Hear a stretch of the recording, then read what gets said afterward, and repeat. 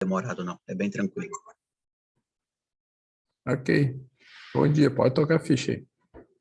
Então, bom dia, pessoal. Obrigado aí. Vamos hoje continuar com a reunião científica das quartas-feiras.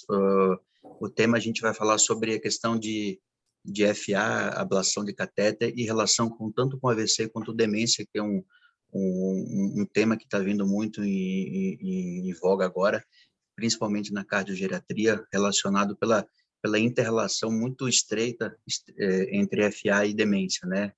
Então, vamos começar a gente falar primeiro, esse artigo ele começa com uma leve introdução, falando sobre, obviamente, que fibrilação atrial tem relação com AVC e associação com doenças cardiovasculares, FA tanto como causa como consequência, né? A FA tem relacionados muito a síndromes demenciais, tanto o Alzheimer, que a gente fala idiopática, sem uma causa específica, quanto demência vascular. E tem cada vez mais a gente visto nos últimos trabalhos que a ablação por catéter tem relação na melhora da qualidade de vida, diminuição de FA, alguns subgrupos, análise reduzindo-se AVC isquêmico e redução de hospitalização, né? Então, sugere-se nesse artigo que a ablação por catéter tem uma redução do número de quadros demenciais em alguns estudos observacionais, é o que a gente vai discutir agora um pouquinho, desde fisiopatologia, inter-relação e alguns estudos observacionais. Então, nesse mesmo trabalho, ele é comentado sobre, nos Estados Unidos, a gente tem mais ou menos de 20% de incidência cumulativa de fibrilação atrial, é a arritmia mais comum, principalmente nos pacientes acima de 60, 65 anos, e como a população está envelhecendo, então estima-se que em 2030, nos Estados Unidos, 2,5 milhões de pacientes vão ter fibrilação atrial, 2050, uma evolução exponencial, 7,5 milhões. Então, um número de 450 mil pacientes que internam com FA, seja eletivos em situações emergenciais, por FA ou porque tem fibrilação atrial. Então, consequentemente, o que a gente já tinha comentado, né, devido à senilidade e longevidade, que hoje com a população está envelhecendo e está chegando a 80, 90 anos, consequentemente vai ter mais FA. E essa relação, e mais velho, muitos pacientes também têm mais quadros de demência.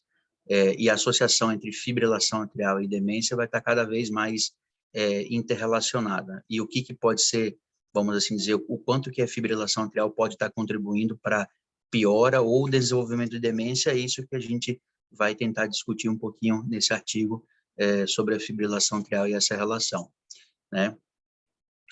Então, o FA com alterações cerebrais, a gente sabe que pode se desenvolver por algumas alterações, então, desde AVCs clínicos, né, os AVCs macroscópicos, nos quadros agudos, ou AVCs subclínicos e não perceptíveis, assim dizer, pelo paciente, alterações de microhemorragias, hemorragias, isso pode estar relacionado desde até os fatores de risco para fibrilação atrial, hipertensão, dislipidemia, associação e inter-relação a esses fatores, assim como a terapia de anticoagulação, que a gente tem cada vez mais anticoagulado os pacientes, isso pode, de alguma maneira, contribuir também para microhemorragias, para esses bleeds que acontecem no tecido cerebral. Alterações de hipotensão e hipoperfusão que acontecem na fibrilação atrial, a perda do ritmo sinusal pode desencadear isso, a gente vai ver mais para frente, parece meio vago assim, né, mas a gente vai mostrar alguns trabalhos bem interessantes nesse ponto de vista, e relações também com atrofia cerebral e placas amiloides, que a gente tem, que também pode estar muito relacionado com os fatores de risco da fibrilação atrial, né? Então, essas interrelações, a gente vê que a fibrilação atrial caminha muito próximo dos quadros de degeneração do sistema nervoso central. Com relação à demência, então, assim, ou perda cognitiva também, essa relação de fibrilação e demência, então, pode estar relacionado com, como eu falei, embolias, micro e macroembolias, quando a gente fala dos AVCs isquêmicos, eventos hemorrágicos, as alterações hemodinâmicas, hipertensão capilar por disfunção do átrio, hipertensão venocapilar, né? Aquela questão da anticoagulação, a perda do ritmo sinusal, levando a essas alterações de hipoperfusão e hipertensão venocapilar. Então, começando agora sobre ritmo sinusal e AVC, né? Existe relação com a redução do número de AVC ou paciente que está em ritmo sinusal? Esse é um tema que a gente sabe que desde 2001, lá naquele estudo AFib, mudou um pouco aquele nosso paradigma, né? Então, naquela época, controle de ritmo e controle de frequência cardíaca, aquele estudo muito grande que veio mostrar que não tinha muita diferença, então reduziu-se muito o número de cardioversões elétricas na tentativa de sempre perseguir o ritmo dos pacientes, o número, e que os pacientes tinham AVCs independentes de estar em ritmo sinusal ou de estar em ritmo de fibrilação persistente. Claro que tem vários detalhes, a terapia de anticoagulação não era tão eficaz, o número também não era tão grande, existia varfarina, labilidade, hoje com novos anticoagulantes, então existem outros detalhes.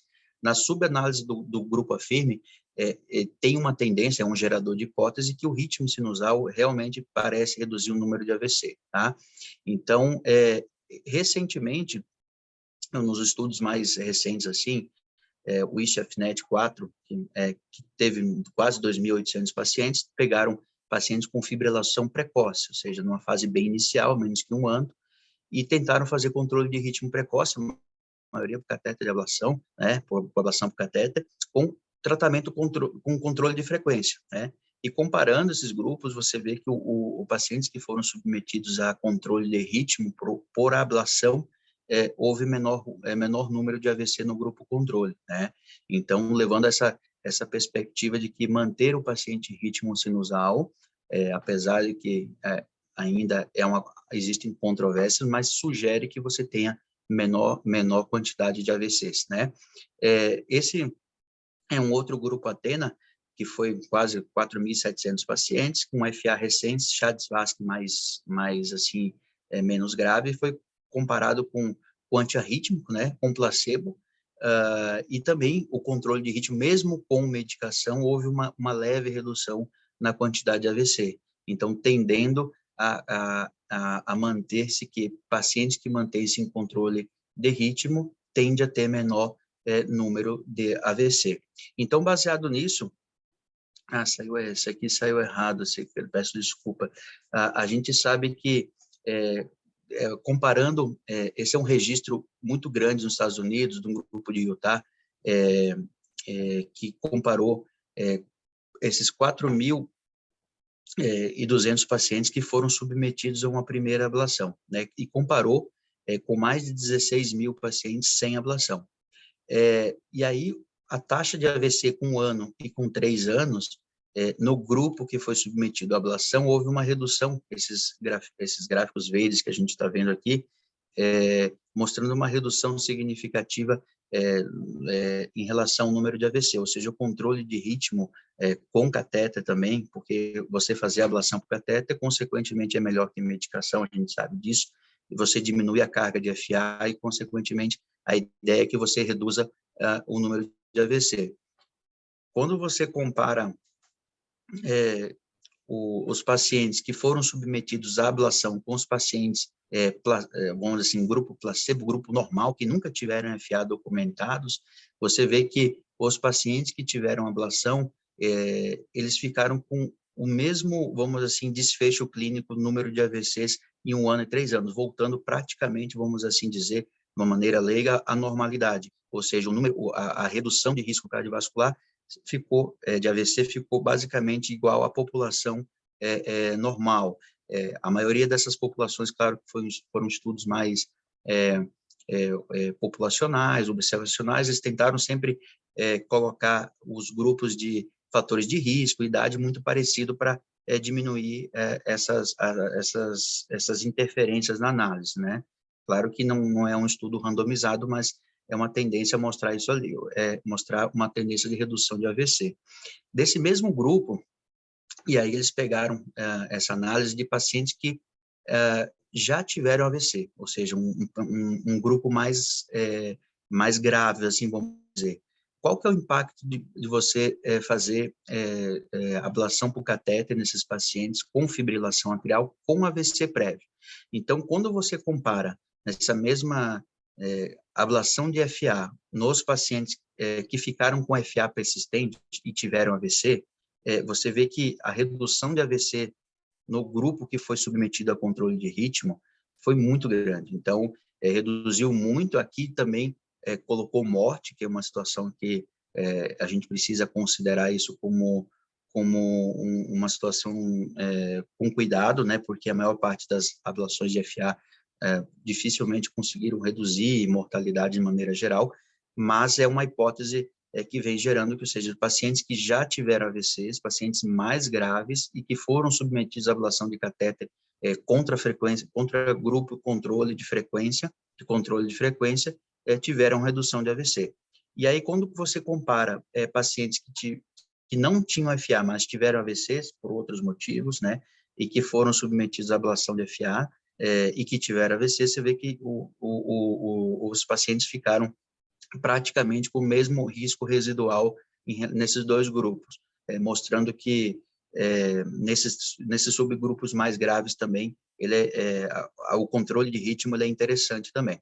Quando a gente vê, esse é um outro registro, ele é um registro sueco, foi super grande, eu estava vendo ele, 360 mil pacientes com fibrilação atrial, eles pegaram 4.278 pacientes, que tiveram 5.176 ablações. Alguns desses pacientes tiveram mais do que uma ablação, comparando com o grupo que ficou em FA. Então, quando eles foram comparar esse grupo, né, eles foram submeter a questão de ablação e redução de AVC também. Então, o grupo catéter, eles eram mais jovens, né? Eles tinham um Chades-Vasque menor do que o grupo que ficou em controle, vamos dizer assim, medicamentoso, controle de frequência. Quando você vê esses dois grupos, a gente percebe que também, da mesma maneira, houve uma redução no grupo de catéter, uma redução do grupo de AVC, né? E quando você subdivide, principalmente por Chades-Vasque, aqueles pacientes que, porventura, tiveram um Chades-Vasque maior que 2 e que foram submetidos à ablação por catéter, comparativamente, eles tiveram um benefício maior. Então, o benefício dos pacientes é maior a redução de novo AVC, né? Esse aqui, então, agora comparando, a gente falou um pouquinho sobre alguns estudos falando sobre controle de ritmo e relação com AVC, né? E agora a gente tem ritmo sinusal com questão, vamos dizer assim, qualitativa, com déficit cognitivo e com demência em pacientes com FA. Será que mantém ritmo sinusal, você está reduzindo, então, demência, né? A gente viu que FA é bem provável que sim. Agora vamos ver em relação a déficit cognitivo e demência, né? A gente sabe que as vias de fisiopatologia são muito variadas, não é uma relação binária, reduz FA, reduz demência, mas a gente viu que tem vários mecanismos envolvidos, desde questões medicamentosas, efeitos hemodinâmicos, efeitos diretos do AVC em si, e tem outros efeitos secundários, vamos dizer assim, eu até como falei agora, essas questões hemodinâmicas. Esse é um estudo muito legal, claro que foi muito pequeno, mas a gente vai ver o que ele pegou. Ele pegou 44 pacientes que estavam com fibrilação atrial. E aí, os pacientes chegaram na emergência, foram internados e fizeram ressonância antes de fazer a cardioversão. E aí ele comparou esses pacientes nas duas evoluções em 3 meses, repetindo uma ressonância no grupo que ficou em FA e no grupo que ficou em ritmo sinusal, né? E aqui a gente consegue ver, nesse gráfico das imagens à esquerda, você vê que lá em cima a gente tem os pacientes que internaram e que estavam em FA, né? No lado esquerdo, lá em cima, antes da cardioversão, lá em cima à esquerda, e logo na direita, lá em cima, você vê que o gráfico de perfusão, o vermelho está mais perfundido, você vê que tem uma leve redução, ou seja, a persistência de fibrilação atrial leva uma hipoperfusão cerebral, né? Ou né? Mais ou menos, e até um leve agravamento, a gente vai ver ali no lado esquerdo no gráfico. E embaixo, você vê que antes da cardioversão, no pacientes que estavam em fibrilação atrial embaixo à esquerda, você vê como ficou muito mais vermelho o gráfico a ressonância com a perfusão, mostrando que a reversão para o ritmo sinusal melhorou a perfusão cerebral. E isso a gente consegue ver em todos os tecidos, tanto massa cinzenta, massa, né, o tecido branco, assim, vamos dizer assim, a massa branca, e o fluxo cerebral total, mostrando um aumento de fluxo cerebral nesses 3 territórios cerebrais, e isso, de maneira de fisiopatologia, um racional que às vezes a gente não é muito palpável. Por que colocar em ritmo sinusal vai melhorar a capacidade de fluxo cerebral? É uma coisa meio, às vezes, parece mais, vamos assim dizer, poética às vezes do que propriamente palpável. Então, isso a gente consegue ver, apesar que o número é pequeno de pacientes, mas é demonstrável que o fluxo cerebral melhora em ritmo sinusal. E aí você, pensando assim, tudo bem, o fluxo cerebral melhora, mas será que melhora do aspecto cognitivo? Será que isso influencia alguma coisa nos pacientes? Então, esse foi um trabalho geriátrico, né, um italiano que pegou pacientes com 80 anos, pacientes mais velhos, assim, né, e aqui a gente vê no gráfico à direita, pacientes que foram submetidos a controle de ritmo medicamentoso, alguns com modulação. Você vê que os pacientes, eles tinham menor nível de anticoagulação. Os pacientes que ficaram com FA meio a meio, a questão da anticoagulação, você vê que a anticoagulação também os pacientes ainda estavam subanticoagulados, e no outro grupo, o não terapia, que é o paciente que não foi colocado nem medicação para controle de frequência, nem controle de ritmo, ficou com FA, mas sem medicação, ou paroxístico ou persistente, não teve nenhuma intervenção nessa situação de controle de ritmo. E aí, quando você vai comparar esse SBT Score, ele é uma tabela de, vamos dizer assim, um score né, neurocognitivo funcional. Você vê que quanto menor, melhor. Então, o grupo controle de ritmo, ele melhorou a capacidade desse teste, ou seja, houve uma redução nesse valor, que significa melhora na capacidade, vamos dizer assim, cognitiva desses pacientes. Então, aparentemente, controlar o ritmo, manter em ritmo sinusal, pode estar relacionado à melhora da perfusão e melhora cognitiva desses pacientes. Quando a gente fala em ablação por catéter, a gente fala que algumas situações podem estar envolvidas na melhora desse paciente. Então, um resumo breve da fisiopatologia. Os pacientes, assim, ganhos indiretos, né? Os pacientes podem se submeter a mais visitas, ficar mais frequente no médico, melhora da qualidade de vida, mais aderente a modificações de estilo de vida. Então, são os ganhos indiretos que às vezes acontecem. E os ganhos diretos, a gente sabe que a questão da manutenção do ritmo sinusal com o catéter em relação a medicamento, ele diminui a carga de FA, ele diminui, algumas situações, diminui a quantidade de medicações, né? E quanto menos FA, menor número de remodelamento atrial, né?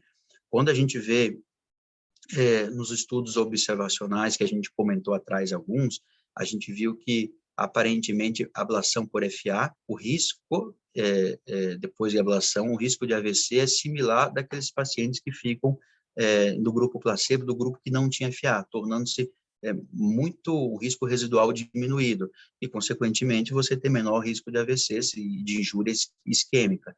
Alguns pacientes desses, principalmente os de Chagas vasco menor que 3, com a cura com catéter ou com ablação por catéter, você consegue retirar anticoagulantes, que pode também diminuir microhemorragias ou hemorragias, apesar do número não ser muito grande, mas pode contribuir para injúria cerebral.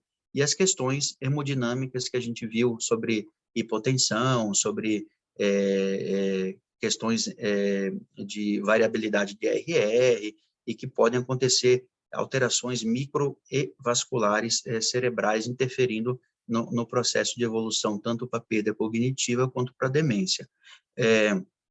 Esse aqui foi também um registro coreano, que eles acompanharam de 5 anos, praticamente 52 meses, pacientes que foram submetidos à ablação por catéter, né, versus pacientes que foram mantidos em tratamento clínico. Você vê que o número é bem diferente, tem 9 mil de pacientes submetidos à ablação, com 17 mil pacientes submetidos a tratamento clínico. E a ideia era avaliar evolução para demência. Quando você coloca essa associação neles, aqui, ó, entre catéter de ablação e demência, né?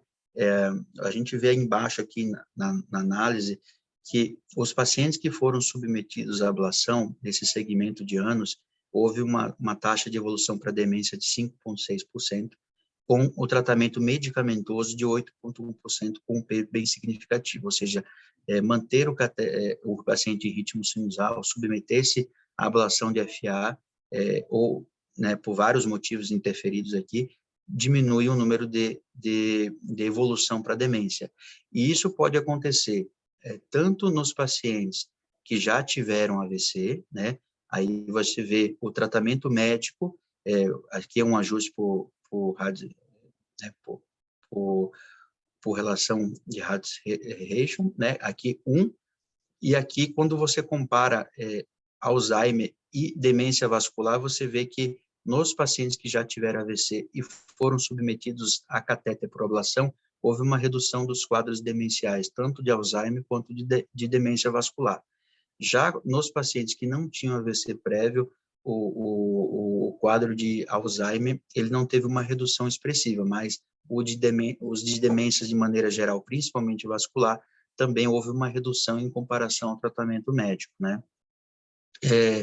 Aqui é mais um trabalho também que foi a questão de catéter de ablação, né, melhorando o aspecto funcional cognitivo a curto prazo.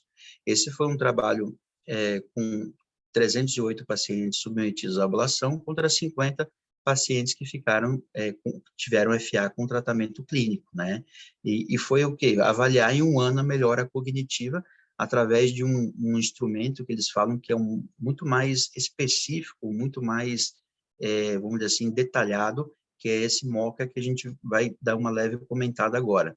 Então, o que acontece? Nos pacientes que foram submetidos a catéter, procedimento por catéter, a gente vê que tanto com 3 meses, com um ano, esse total do MoCA score aqui, ele já houve uma melhora dos aspectos cognitivos do paciente. Você colocar o paciente em ritmo sinusal, houve uma melhora das funções cognitivas, principalmente ele fala da memória de curta duração.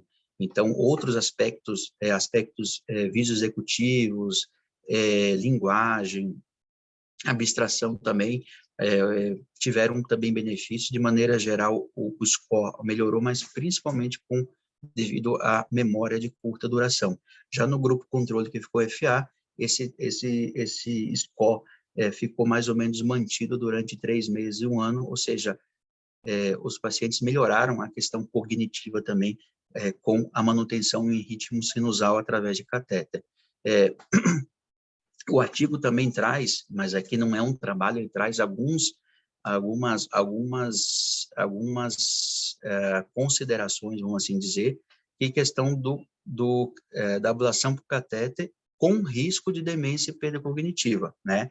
Então, ele fala assim, que a questão de questões relacionadas ao procedimento. Então, você fazer escaras, na verdade, cauterizar excessivamente durante o procedimento, perder a complacência atrial, pode perder contração atrial no futuro e isso desenvolver hipoperfusão, queimar o apêndice sem querer e gerar microêmbolos, perfurar o septo e gerar embolia durante o procedimento, né, que pode acontecer, tanto embolia aérea quanto embolias no catéter por heparinizações, etc. Ou persistência de um defeito atrial septal pela punção transeptal, ficar persistente e isso gerar, às vezes, AVC paradoxal, né? Então, esses são efeitos que eles relacionam com a ablação, né?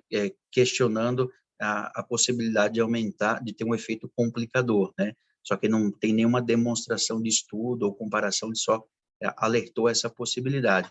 Então, a gente, em resumo, no artigo, a gente pode dizer assim, com algumas considerações, que a ablação por catéter, a gente sabe que reduz FA, né, mantém o paciente em controle de ritmo melhor que o medicamento, o paciente diminui a internação, melhora a qualidade de vida. A ablação do catéter associado, claro, a controle de fatores de risco e tratamento medicamentoso, anticoagulação quando necessário, aparentemente reduz risco de AVC, comparando em relação ao tratamento clínico, né? Estudos sugerem redução de demência e perda cognitivo nos pacientes submetidos à ablação por catéter.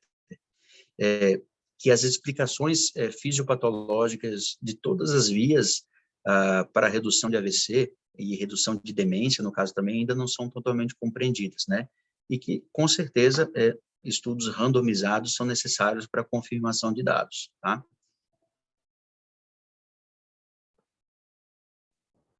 Ok, É isso aí, Alexandre. Maravilha, Gustavo, maravilha, ótima apresentação, o assunto é bom. O assunto é bom, muito legal esse assunto. Isso, então, eu queria, bom, primeiro já parabenizar, acho que obrigado pela iniciativa de apresentar e pela boa apresentação, bem didática, as imagens, é fácil da gente entender as coisas.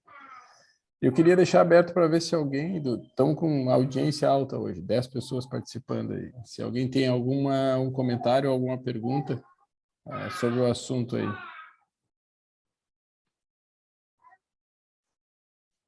Acho que o pessoal está... O Andrei está dirigindo lá, dá para ver. Então, eu queria fazer... Posso fazer um comentário? Yes. Então, parabéns, Zenate, belíssima apresentação. O que a gente observa nesses vários trabalhos, ao meu ver, é que as populações comparadas não são superponíveis. Os pacientes submetidos à ablação, eles têm uma faixa etária mais baixa, eles têm um Chades-Vasque mais baixo, e o que a gente observa também assim na prática clínica é que, em geral, são pacientes mais sintomáticos. Obviamente que a gente está há alguns anos acompanhando e convencido de que há uma melhor taxa de controle do ritmo sinusal nos pacientes submetidos à ablação, uma melhora sintomática. Porém, eu acho que a grande dúvida é se, de fato, realizarmos um tratamento intervencionista, que seguramente tem um melhor resultado do que o tratamento farmacológico, considerando essas diferenças todas que eu comentei anteriormente, se lá na frente o impacto é diferente na evolução da demência e aparentemente na redução de AVC, parece que sim, mas em relação à demência, eu tenho alguma dúvida.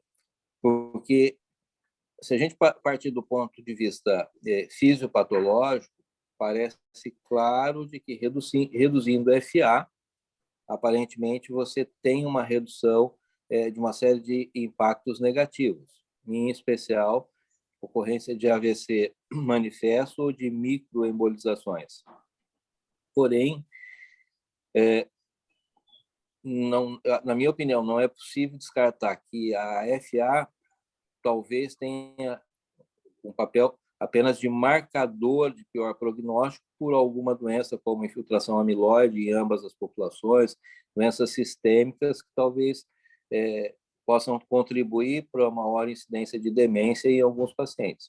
Então, eu acho que, apesar de a gente ter toda essa fundamentação fisiopatológica que nos anima a indicar a ablação, eu acho que essas dúvidas, apesar de promissores desses trabalhos, eu acho que ainda não são convincentes no sentido de mostrar que manter o paciente em ritmo sinusal tem um impacto tão positivo assim na redução para a demência. É isso. Realmente eu acho que isso é uma coisa que ainda vai ser provado.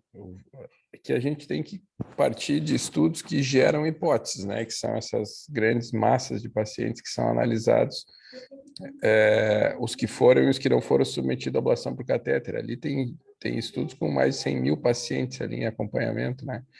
E parece que aqueles que são submetidos à ablação, e pelo que eu vi, até eles não separam para aqueles que estavam ritmo sinusal ou não. É o fato de você submeter o paciente, associar, isso se associa a uma redução de eventos, né? Claro que, obviamente, quem fez ablação provavelmente está mais em ritmo sinusal. Então, é difícil de se provar, só ensaio clínico randomizado mesmo, a longo prazo e com N grande, para a gente conseguir mostrar uma redução de desfecho tão difícil de avaliar como demência, né?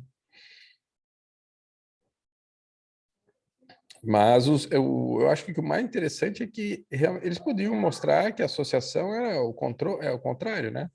O fato de você submeter o paciente à ablação por catéter aumentaria o risco de demência. E mesmo assim não estaria provado que a causa é a ablação. Mas os números vão no caminho contrário, né? Aqueles pacientes submetidos, aparentemente, como o Gustavo mostrou ali, tem várias avaliações cognitivas melhores do que aqueles que não se submetem, né? Eu ainda acho que o fato de você manter o ritmo irregular, ele não é saudável mesmo para o organismo todo, para o próprio coração e para o cérebro, né? Claro que mal comparando, mas quando você compara a SEC com o ritmo normal, qualquer minuto a mais de SEC é deletério para o sistema todo, né? Então, eu comparo isso com ficar anos e anos com uma irregularidade do ritmo, com pausas de 2, 3 segundos à noite. Não é a mesma coisa do que um fluxo regular e fásico, né? Como é o do ritmo sinusal. Mas é uma hipótese, né? É uma hipótese minha que talvez não evolua nisso, né?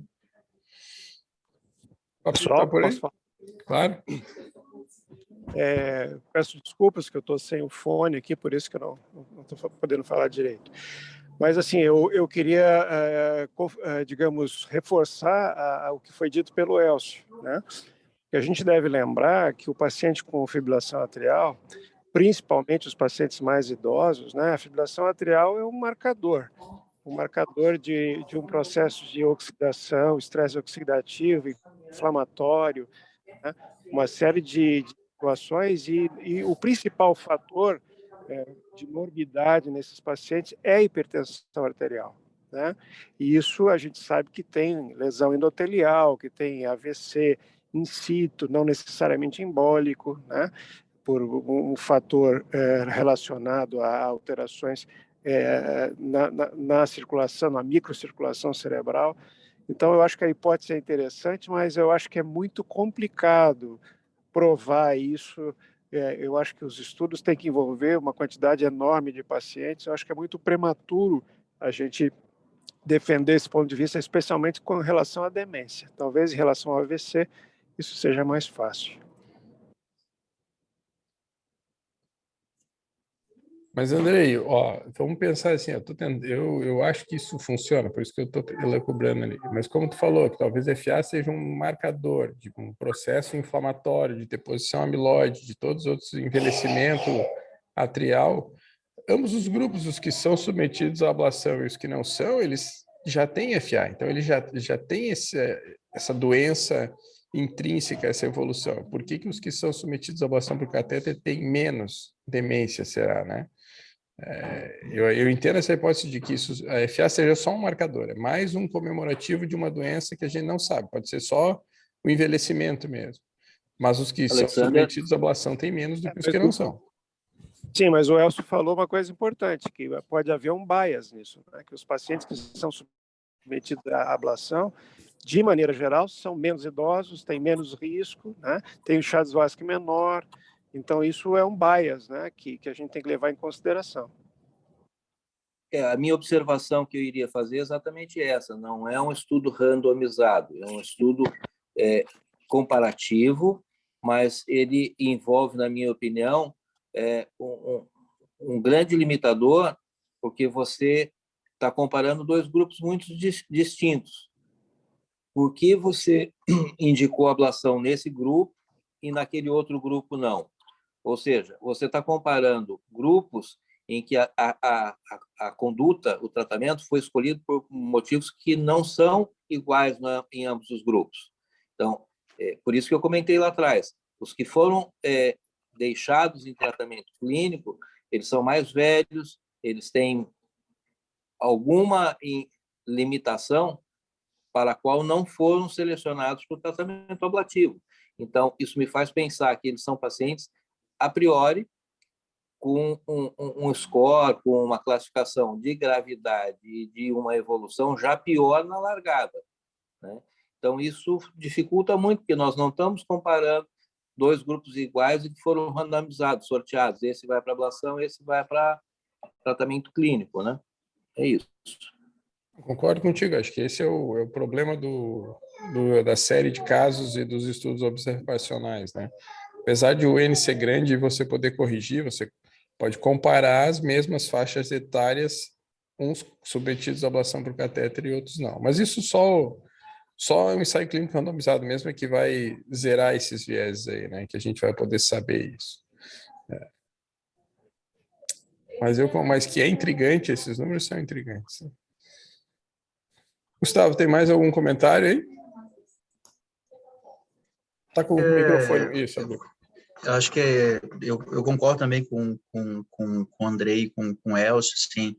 Eu acho que são só hipóteses, assim, claro. A gente vê a tendência é que venha bastante coisa no futuro.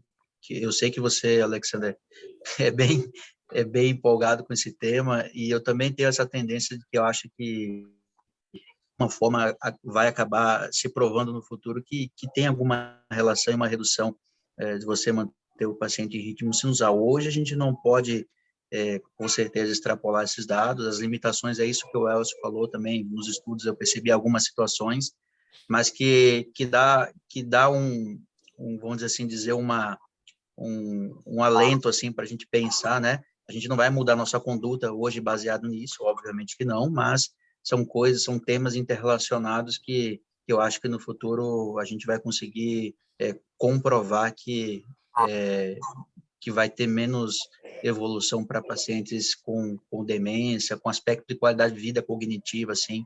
Eu acho que isso é mais fácil de provar. Agora, a demência vai demorar um pouquinho, mas eu acho que a gente vai ter estudos maiores vindo aí.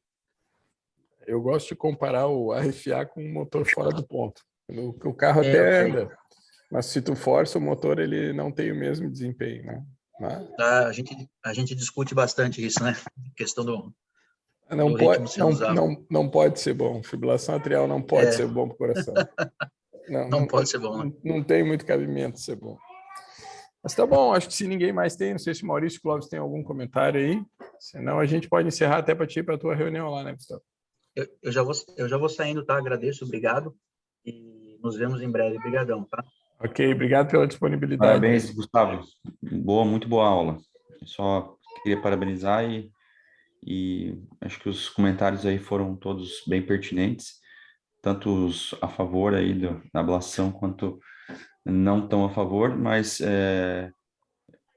acho que a gente, na prática do dia a dia, a gente vê que a ablação vem cada vez tomando mais espaço e a gente vê os benefícios ao longo do tempo e com certeza mais estudos futuros aí vão mostrar cada vez ainda mais benefícios, né? Então era só isso meu comentário mesmo.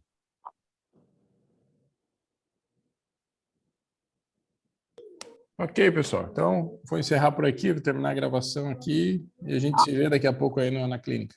Um abraço a todos, obrigado pela participação aí.